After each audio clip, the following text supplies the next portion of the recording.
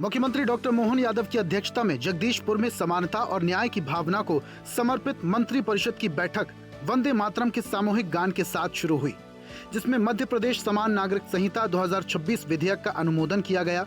CM ने कहा, इससे पहले प्रदेश भर में समान नागरिक संहिता के संबंध में व्यापक जन परामर्श किया गया।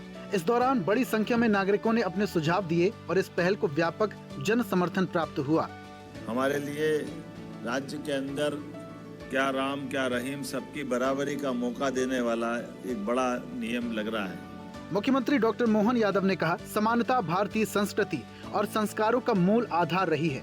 हमारा संकल्प है प्रत्येक नागरिक को समान अधिकार मिले और किसी के साथ किसी भी प्रकार का भेदभाव न हो। समान नागरिक संहिता इसी संकल्प को साकार करने की दिशा में एक महत्वपूर्ण कदम है, ताकि हम सब एकता, समरसता और सद्भाव के प्रतिमान स्थापित करें। सीएम यादव ने कहा, समान नागरिक संहिता के संबंध में व्यापक जन परामर्श के माध्यम से प्रदेश भर के नागरिकों से सुझाव आमंत्रित किए गए थे। इस प्रक्रिया में लगभग 94% नागरिकों ने इस कानून के पक्ष में अपना समर्थन व्यक्त किया है। इस प्रदेश में समान नागरिक संहिता लागू करने का समर्थन किया। मुख्यमंत्री डॉक्टर मोहन यादव ने कहा, समान नागरिक संहिता विधेयक के माध्यम से प्रदेश के सभी नागरिकों को न्याय, अधिकार और अवसर समान रूप से उपलब्ध होंगे। न्याय सबके लिए समान है, अधिकार सबके लिए समान है, अवसर सबके लिए समान है। मुख्यमंत्री डॉक्टर मोहन यादव ने कहा, समान नागरिक संहिता का उद्देश्य सभी नागरिकों के लिए समान अधिकार और समान कानूनी व्यवस्था सुनिश्चित करना है। इसके 4 महत्वपूर्ण स्तंभ हैं। समान नागरिक संहिता, इसके जो 4 महत्वपूर्ण पिलर्स है।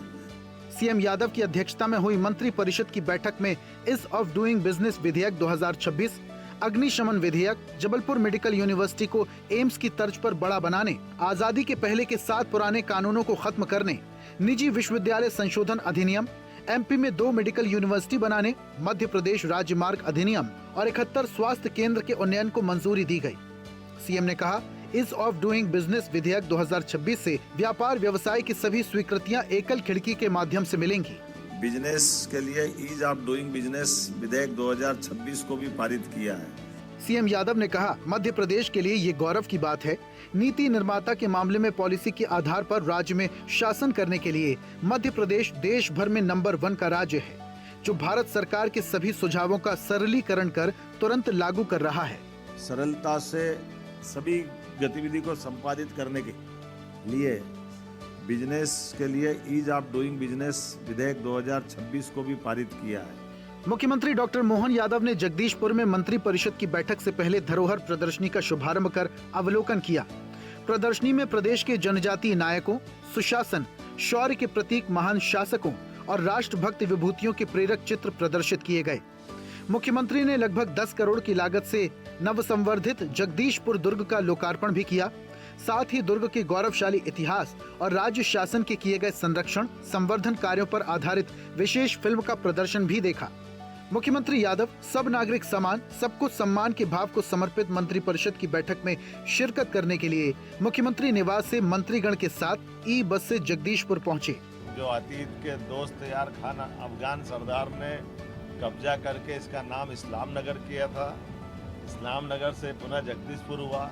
सीएम यादव ने भोपाल के जगदीशपुर में कैबिनेट बैठक के अवसर पर प्रदेश के 10,54,000 किसानों के खातों में प्रधानमंत्री फसल बीमा योजना के अंतर्गत खरीफ 2025 के लिए 1,460 करोड़ की राशि सिंगल क्लिक के माध्यम से अंतरित की।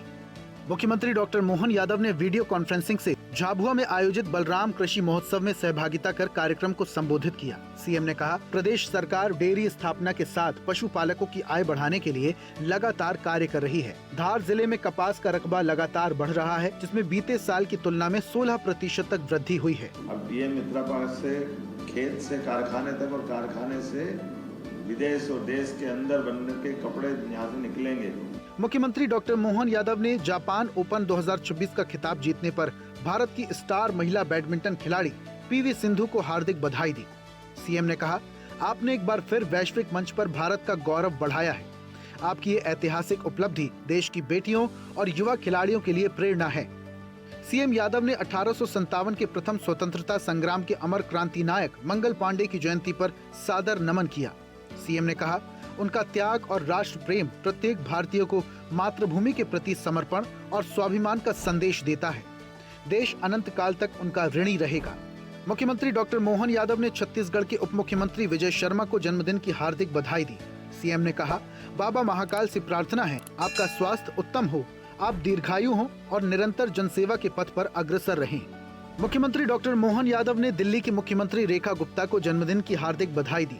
सीएम ने कहा, प्रभु श्री राम से आपके उत्तम स्वास्थ्य, सुदीर्घ और यशस्वी जीवन की मंगल कामना है।